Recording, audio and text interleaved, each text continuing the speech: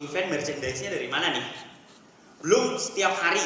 Saya kebetulan beberapa tahun lalu pernah memenangkan pengadaan untuk brosur di bank-bank Jawa Tengah DIY. Itu juga menyelesaikan masalah mereka karena mereka sulit untuk cari vendor yang kira-kira bisa menyiapkan semua kebutuhan promosi. Nah, mungkin ini yang dilihat oleh Bank Mandiri sehingga bisa menang. Kalau bisnis teman-teman hanya sekedar lucu-lucuan tadi, agak susah menangnya. Karena kadang kalau lucu-lucuan itu biasanya dia cuman tren. Naik sebentar, habis itu hilang. Batu akik itu lucu loh. Lucu kan? Apa bisnisnya? Batu akik, Pak. Omset saya sekarang sekian. Nah, sekarang apa kabar batu akik?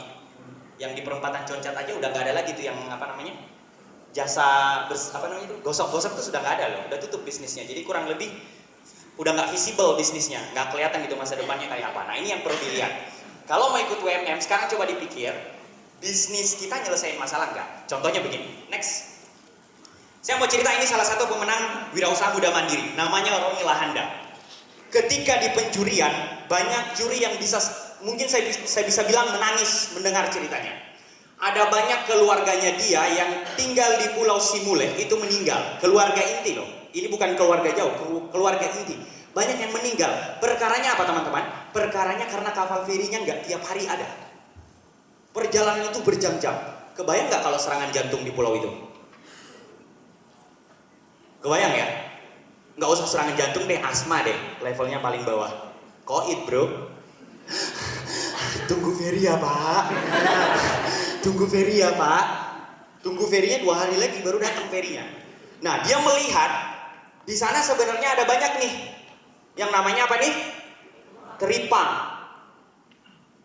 Dan ini bisa menyelesaikan masalah kesehatan orang-orang. Akhirnya teripang inilah yang diambil sama dia dan jadilah begini bisnisnya. Next mas. Oh, nggak jadi surprise. Nah, ini kerupuk teripang dan kapsul teripang. Jadi bisnis itu jangan, apa bisnisnya?